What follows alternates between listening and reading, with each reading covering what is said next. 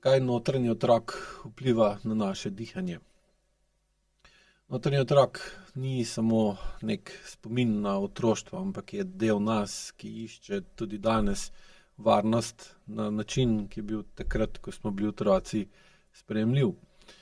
Ker ko si otrok, imaš drugačno telo in okolje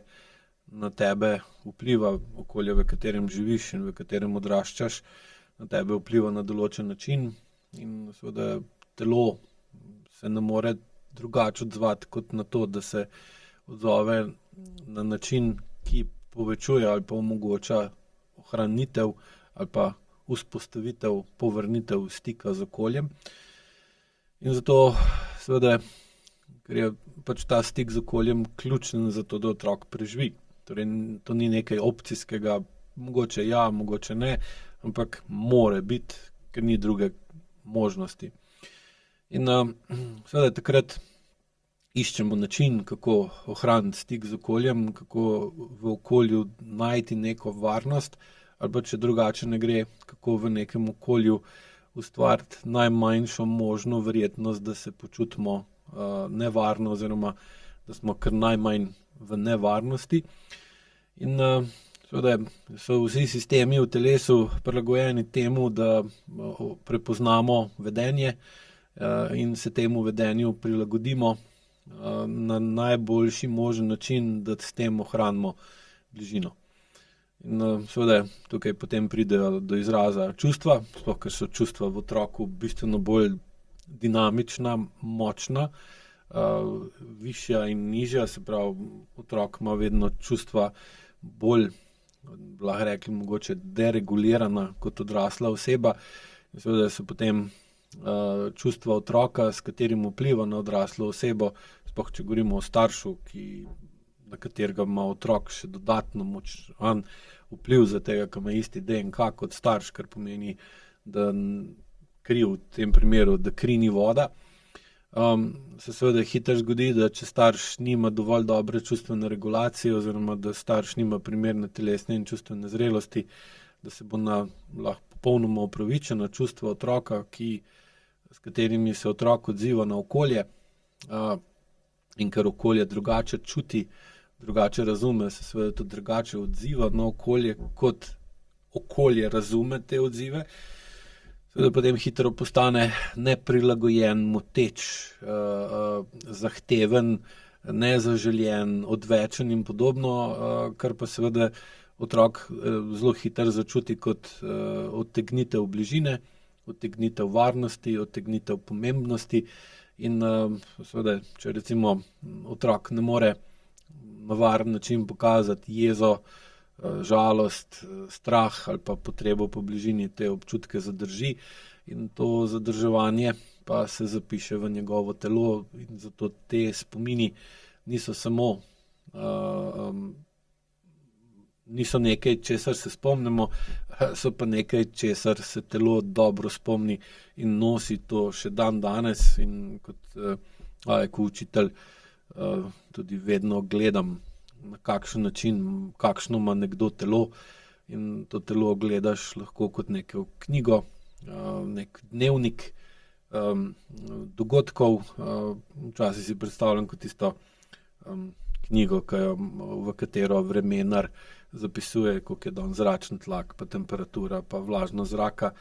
in potem to piše vsak dan in potem lahko kadarkoli gre gledati za nazaj. Na tak način potem lahko tudi telo opazimo. In seveda to, kar zadrži, se zapiše v telo in ko se nekaj kronično zadržuje, se tudi kronično zapiše v telo in se to potem vidi, čuti in opazi v dihanju te osebe, v njenem glasu, njeni drži, njeni napetosti, načinu, na kak se odzove v določeni situaciji, ki seveda naredi osebo specifično, posebno, kar pa ne pomeni pa nujno, da so te odzivi v sedanjosti še zmeraj primerni, čeprav so enaki ali pa zelo podobni tistim v preteklosti. Predvsem zato, ker čas gre naprej in seveda s časom gre naprej tudi telo iz otroškega telesa, ki se je odzival na določen način, ker se drugače ni mogel, potem odrastemo, odzivi ostanejo pa enaki in seveda v takem primeru pride pa do raznolikosti in do tega, da ta odziv, ki ga imamo, ni več optimalen in ustvarja zmedo. Zmedo tako pri nas, ker imamo dva odziva, enega odraslega ali pa takega, ki ga ne bi imeli, glede na to, kako telo imamo, druga pa otroškega, ki prihaja iz notranjosti. In hkrati se pa zgodi še to, da ko otrok čuti, da za njegovo, recimo i resnico, izražanje, vpliva, čutenja ni prostora, ali pa se okolica negativno odzove na to, kar on iz sebe da ven, se potem logično, ker je primarna naloga pa, da ohrani bližino, ohrani stik, ohrani povezanost, potem seveda nima kaj veliko izbirati, ampak začne blokirati sebe, da manj čuti, da se bolj nadzira in v bistvu lahko rečemo, da ustvari vedenjski oklep ali pa čustven oklep, ki pa pomeni, da oseba zato, da ohrani ljubečo povezavo, odstrani ali pa zmanipulira, popači, zadrži svojo spontanost in avtentičnost zato, da ohrani odnos. In to je pač prilagoditev, ki omogoča preživetje in takrat, kot otroku to pomaga, da ostane v stiku, da preživi. In če tega kasneje ne opazimo, ne razumemo, zakaj do tega pride in se ne lotimo tega spreminjati, pa seveda začne to biti vedno večjo napoto. Oseba to še vedno uporablja in ta notranji otrok še vedno vpliva na njega, na njegovo vedenje, na njegovo dualen vpliv in ustvarja zmedenost tako v sebi kot v drugih. Ampak pač smo prepričani, da taki smo, da smo po naravi že zadržani, tihi ali pa recimo pretirano odgovorni in hkrati pa,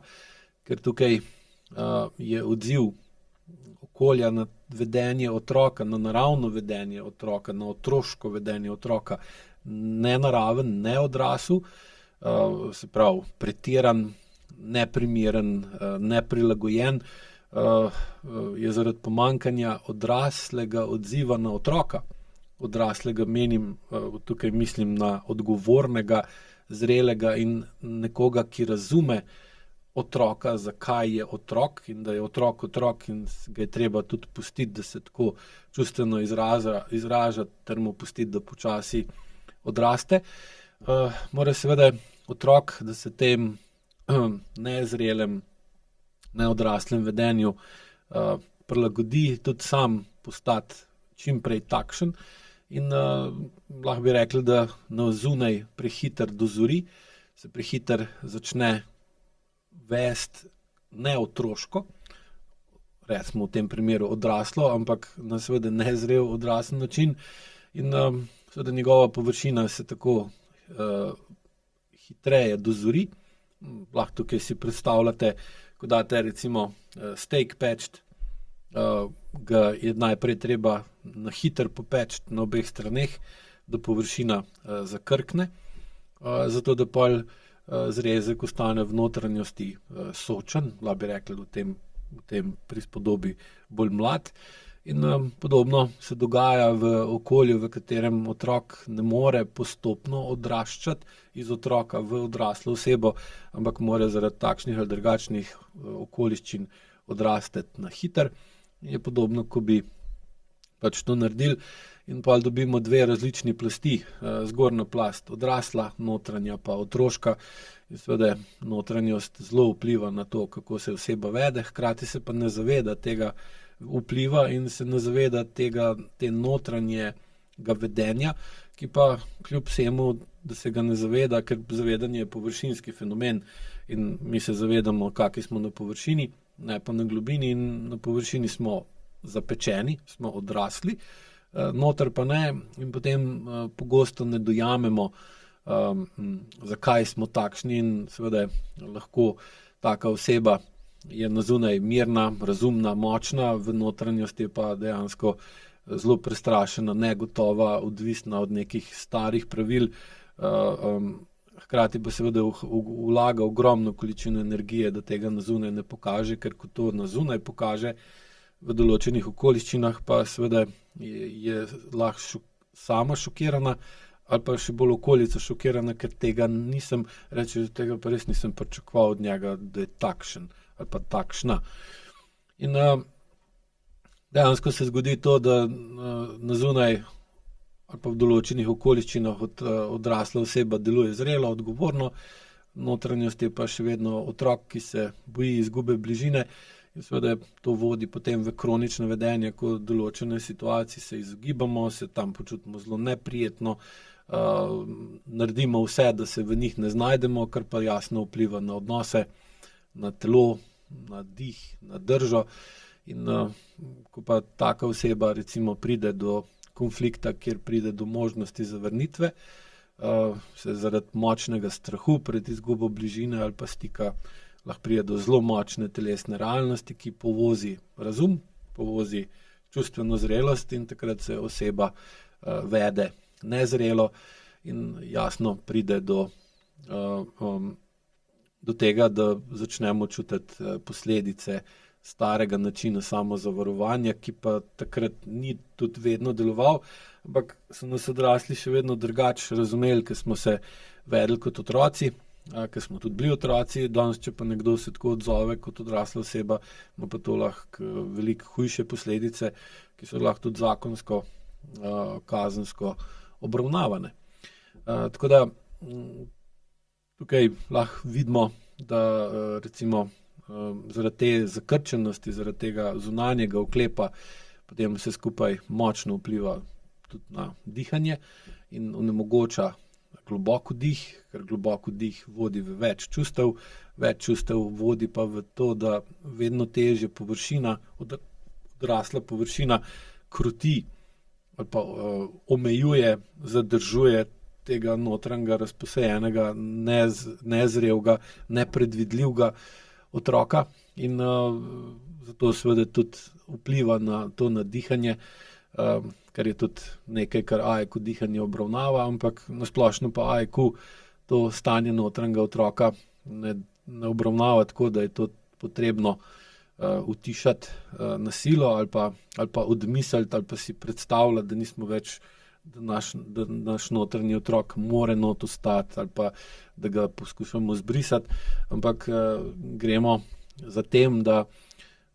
tistemu, ki želi to ali pa to potrebuje, z dvigom telesne in čustvene zrelosti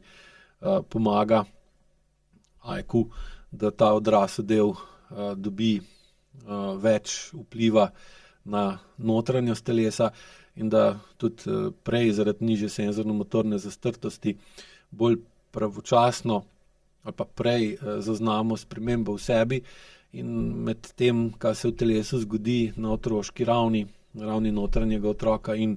prebojem te energije na površino,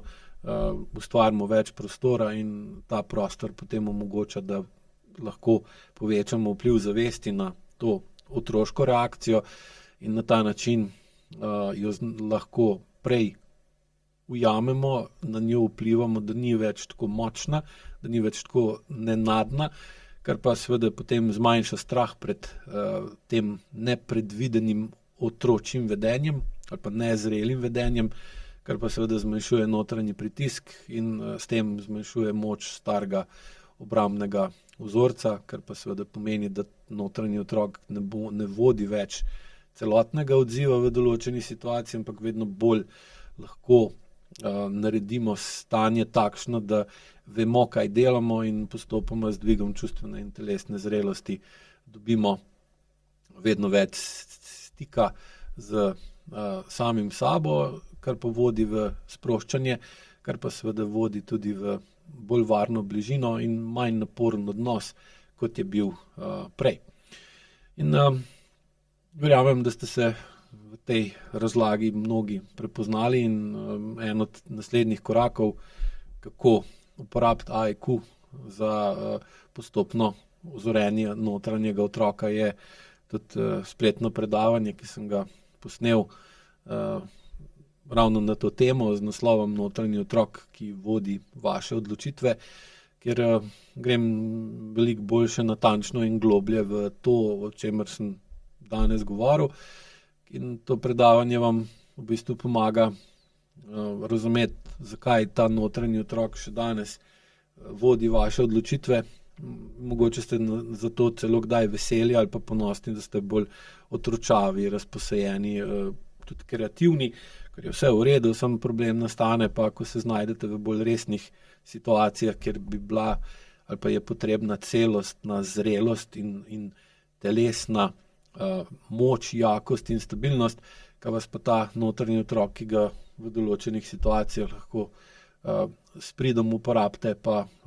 postavi v situacijo, da se ne morete zanesti nase, da ste nepredvidljivi, nezanesljivi, da ste nekdo, ki mu se ne da zaupati, in seveda to potem naredi lahko veliko več škode kot koristi. In v predavanju boste lahko veliko bolj jasno videli, kako se je ta vloga v vas oblikovala, zakaj dajete še vedno prednost prilagajanju, sploh če to povežete s strahom pred zapuščenostjo. To je drugo predavanje, ki je pa seveda tudi povezano z notranjim otrokom, ker ljudje, ki imajo močno aktivnega notranjega otroka, imajo tudi seveda močno aktiven strah pred izgubo bližine, kar vodi v strah pred zapuščenostjo ali pa zapuščanjem, kar pa potem vodi v pretirano prilagajanje, pretirano skrb za druge, v tem, da svoje občutke zadržim, zato da ohranim nek red, ker dvomim v to, da bom lahko red celostno ohranil, ampak ga poskušam ohranjati samo s to zunanjo zapečeno plastjo, odraslo plitko, površinsko plastjo, in s tem redom pretiranim se bojim ali pa poskušam držati pod nadzorom, da ne pride do izbruhov otroške ali pa najstniške nezadovoljnosti v notranjosti, in seveda boste potem tudi lažje razumeli, zakaj pride do in zakaj je toliko potreben čustven oklep, ki je v akutni verziji seveda nujen in neizogiben in potreben. Problem je pa, če imamo ta čustven oklep v kronični verziji, ker seveda potem se določeni odnosi hitro premaknejo ven iz nekega ravnovesja, in takrat telo prevzame vodenje, ko bi moglo vodenje pa ohraniti, ostati v sodelovanju med telesom pa med razumom. Del predavanja je pa tudi AIQ vaja, ki vam dejansko omogoči bolj neposreden stik s samim sabo, in takrat in tam lahko razlago povežete s telesnim stanjem in zaradi vaje veliko bolj jasno zaznate, kje imate vse ta star odnos do sebe in kje vaš notranji otrok v bistvu vodi vašo izbiro in kje vaša odraslost ali pa odrasel del nima dovolj vpliva, kar pa omogoči več resničnosti, več razlikovanja, več zrelosti v odnosu in do sebe in do drugih, kar je pa seveda tudi ključ. V tretjem delu te serije pa bom razložil še ta zadnji del, kaj se vse dogaja, ko s pravilno uporabo AIQ-ja začnete čustven, vedenjski, odnosni oklep mehčati in kako,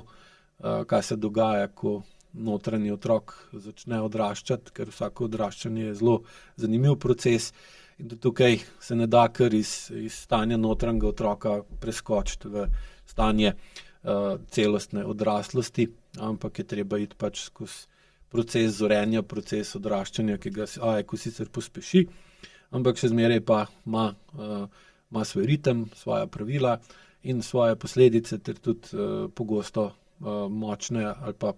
različno močne abstinenčne krize, ker ta sprememba vpliva tako na vašo podzavest kot na podzavesten odziv okolice, ki je pa lahko zelo močen, zato je dobro poznati, kaj se vse zgodi, da ne boste v procesu zorenja notranjega otroka se zataknili nekje ali pa od njega pobegnili ali pa ga naredili samo površinsko in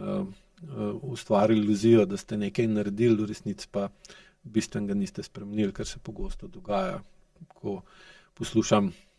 izkušnje ljudi, ki so poskušali notranjega otroka urejevati na različne načine. Hvala lepa.